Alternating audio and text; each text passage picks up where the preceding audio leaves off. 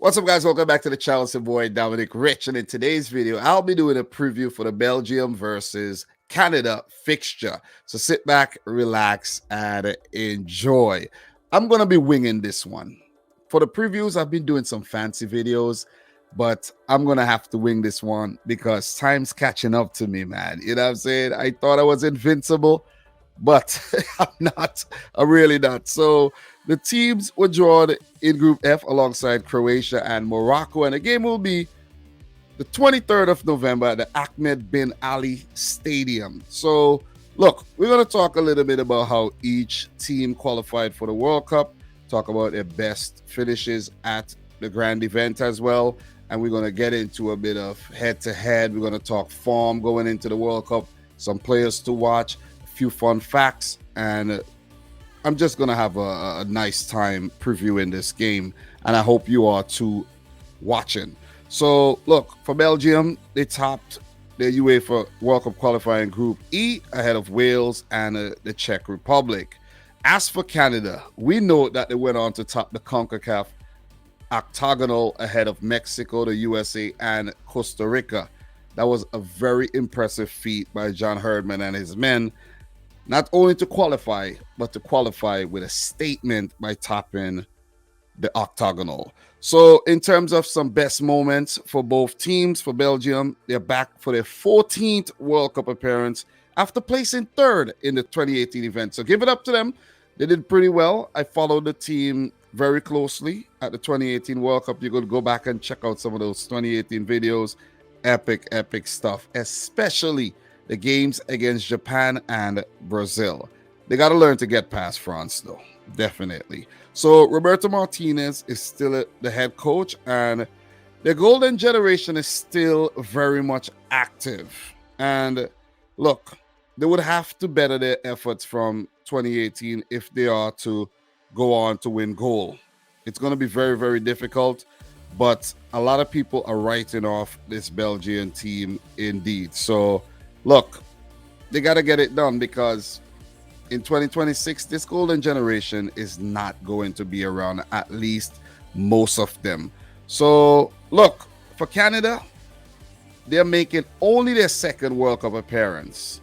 They made it back in 1986, and now under the tutelage of John Herdman, Canada are a team that could actually be a dark horse in Group F and could make a deep run in the tournament if all goes their way. Things have to line up for Canada, in my opinion. So, look, I have a segment where I take a little time to appreciate a legendary player for each team. And the player that I went in with for Belgium is Mark Wilmots. And the attacking midfielder racked up 70 caps in a 12-year career, and he scored 28 goals. And I said midfielder, right? So, but attacking midfielder. He also managed a team at the 2014 World Cup, so give it up to Mark Wilmots. For Canada, this one's a special one. And the player that I went with is still active, and that's Atiba Hutchinson. So give it up to Atiba Hutchinson, man. At a ripe age of 39, he will be 40, I think, in January. So let's see if he will continue until he's 40. The Canadian captain have racked up a record 98 caps in a career spanning almost 2 decades. And the big question is, would he retire after the World Cup or would he continue? But I should say it would be a fitting way for him to actually bow out and walk off into the sunset. But he should get to that 100 cap during the World Cup. That will be very, very good for the big man. So all the best, Atiba Hutchinson. Look, guys, in terms of the head-to-head between Belgium and Canada, the teams have only met once back in 1989, where the Belgians won the game 2-0. In terms of form coming into the World Cup, let's talk a bit about that. That's where we're going to go over to the wiki page, and we're going to touch on Belgium's form. Okay, so Belgium play Morocco in their next game, followed by the last match there in the group against Croatia. But look, they did lose a friendly against Egypt, and a friendly, well, that's not a friendly, that's UEFA Nations League match against the Netherlands. So Belgium 2, Wales 1, Belgium won, Poland 0. They drew to Wales, beat Poland 6-1, but they have struggled against the Dutch as of late. 3-0 against Burkina Faso there and 2-2 against the Republic of Ireland. If we take a look at the UEFA Nations League performance there, Group 4, they came in second behind the Dutch. So respectable performance, to say the least. So look, we're just going to go back, and it's fair to conclude that Belgium, a dangerous team. They're in good form, even though they have picked up a couple losses, probably been experimenting. So look, let's move. Let's talk about Canada coming into the World Cup here. And we're going to go down to their fixtures. We're going to talk about their most recent matches. So, look, Canada played a friendly against Japan. They won 2-1. Bahrain 2-2. Back in September, they lost to Uruguay, and they did beat Qatar. Nations League 2-1 loss to Honduras. They do not travel well to Central America for some reason. Beat Curacao. Couple canceled matches there. Beat Jamaica. Lost to Panama. That's World Cup qualifying. They did have a few blips at the back end there where they were unbeaten until the Costa Rica game, but, you know, give up 6 points there at the end. But they still went on to top the group. So Canada have been in fairly good form. The team has been together for some time. They're well-oiled unit, and they could put up a fight against anyone on their day. So now we're going to move into the players to watch. I do appreciate everybody who tuned in for this preview, and I just had to wing this one, guys, because if I didn't, I would not have got it out in time, because it's currently very, very late. I still have to actually work on the preview for the Spain-Costa Rica and at least get some sleep to go to work in the morning. So I've been grinding. So let's take a look at the Belgium team. For the Belgium team, right, I just chose to talk about the whole team because they're so stacked up, man, in every single department. Look at that. Thibaut Courtois, Mignolet, and Casteels. Mignolet, I think, is, you know what I mean, is a good step up. He could step up. He's been doing well for his Club Bruges side. And you go down to the defenders, very experienced players here, along with a few new faces like Wout Faes and Arthur Tiate. Zeno de Bast as well thrown in there. So these guys would be the new crop of players to take over from the likes of Toby Alderweireld, Jan Vertonghen, and, you know, and co. So look, you're going to the midfield, a lot of experience as well with a few youthful players. Axovitz, 100 caps. Kevin De Bruyne, close to 100 caps. He's the talisman. He's the man that's going to pull the strings this time around. Thomas Meunier is a wing back, listed as a midfielder here. He's going to run up and down the wings. Hopefully he could keep up. Then Donker, Van Aken, Castagna, Amadou Onana, Torgan Hazard, Yuri Tillemans could be a key player as well. And then we go up in the forward. Lukaku isn't fit right now. So it means that the likes of Batshuayi, Openda would have to bear the goal scoring workload. But there's a lot of talismanic players in the team. Jeremy Doku with his pace. Mertens, we know what he's capable of doing. Trossard, Hazard, if he shows up. Carrasco down the left wing. Charles de Ketelaere could be one to watch. So the Belgian team is stacked up, and it would take a whole lot to knock them down. So we move. Let's talk about the Canadian players to watch, in my opinion. Interesting, very, very interesting. Milan Boyan, number one goalkeeper, and he will be in goal once he's fit. Defenders, look, Sam Adekugbe, pace up and down the left wing. Kamal Miller, he has been stellar for Canada. Alistair Johnson, very, very determined player, man. Steven Vittoria, the veteran. Richie Larea, pace, feisty, tenacity. And, of course, we move into the midfield. Player, got to talk about Steven Estacio. He's going to be pulling the strings there. And Atiba Hutchinson, we might see him come off the bench. Mark Anthony Kay, we might see him alongside Estacio. You got to look for the young Ishmael Kone. He's been one of the new players coming into the team. But there is the veteran Jonathan Osorio. We move up into the forwards. The guys that are going to do the damage for Canada. Look, Alphonso Davies, he's the star man. He's their number one star. If he's fit and he's firing, Canada could cause some serious trouble. Tajon Buchanan, speed, the dribbling ability. He has an eye for goal as well. And he got a lot of attitude, and he's going to be in your face. Jonathan David, oh man, he's been doing well at the club level for some years. And if the opportunities present themselves, Jonathan David will punish you. Kyle Larin, he got to take his opportunities. We know Kyle Larin, has an eye for goal. I think he will be one of the starters as well. So imagine you having David, Larin, Davies, Buchanan. Don't know if you're going to fit all of them in one team, but you could try. Could definitely try.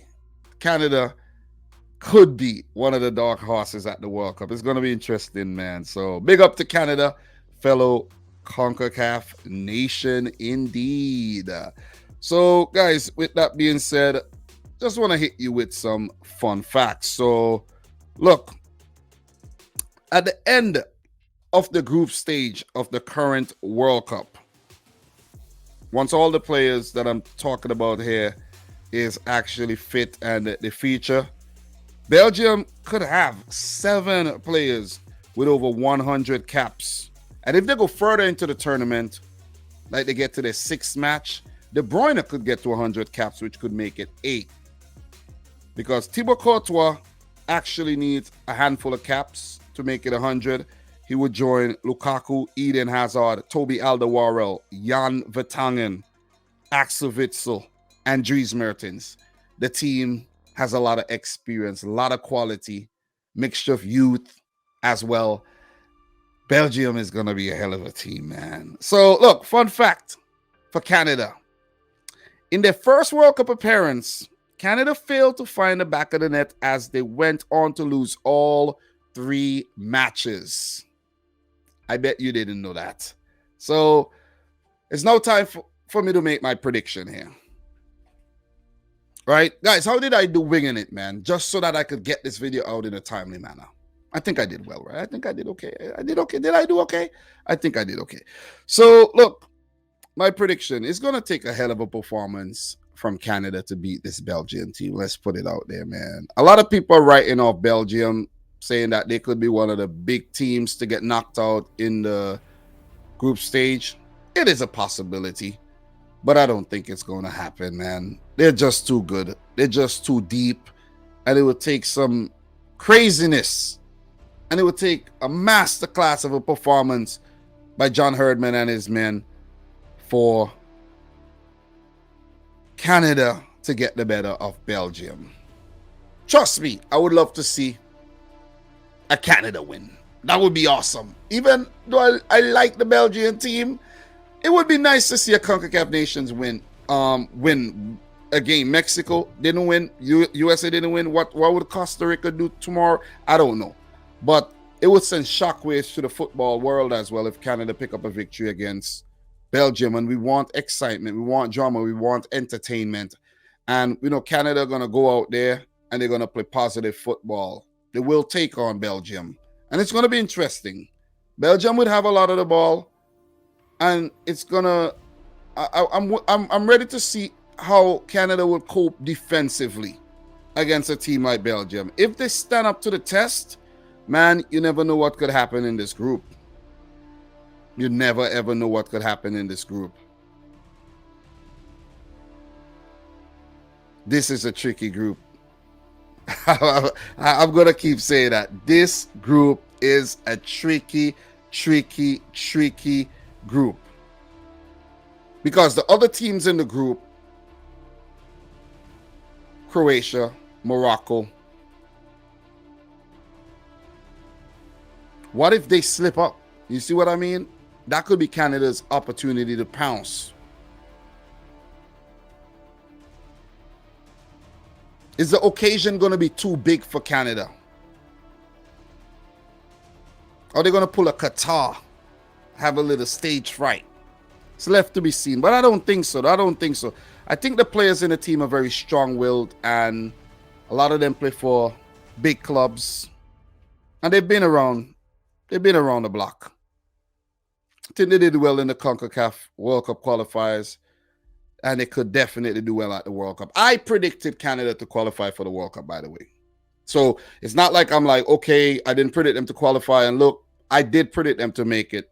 I believe in the Canadian team, but it's going to take a mammoth effort for them to get the better of Belgium. The absence of Lukaku could be a problem, but Batshuayi does do well for the Belgian team. They're going to have to keep De Bruyne quiet, Hazard quiet, Mertens.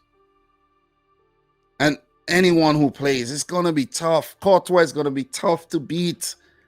An Achilles heel for Belgium, however, could be the aging defenders, Mounier, Carrasco, Vertonghen, Alderweireld. Are they going to mix it up? Are we going to see one of maybe Feist at the back there? Or maybe they're going to mix it up just to keep up with the likes of Davies, Buchanan, Adekugbe, Lorea, these Alistair Johnson. These guys are quick. David. It's going to be a good battle. It is going to be a good battle. But I'm going to go for Belgium to win the game 3-1. 3-1.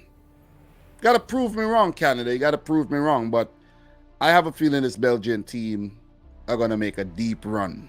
So for Belgium's sake, they would hope they don't pull off Argentina. Oh, man. But guys, look. Question of the day. Which CONCACAF team would go the furthest at the 2022 World Cup? To be honest, guys, I don't even know anymore, man. I don't know anymore. I did predict Mexico to get to the round of 16 and none of the other teams to get out of the group. It's left to be seen what actually happens. But guys, that's my preview and my prediction for Belgium versus Canada. I wing it. I wing it. I wing it. Sometimes you got to wing things, man. You know, my aim is to put out a preview for every single match, and it's catching up to me in terms of time. It's currently like 11:50 p.m.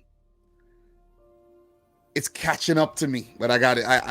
I'm glad I completed it. So if you got to the end of this video, make sure you smash the thumbs up button. Subscribe if you're new. Let me know your thoughts down below. I just had to take a break and, you know, just do a chill preview for this one. The next Canadian game, I won't wing it. I won't wing it. But I think I did a good job. I have the experience, I think, to, you know, put out something quality. But guys, I'm your boy Dominic Rich. Go check out all the awesome content I put out on the channel. And until next time, peace out. Rich Squad. Peace.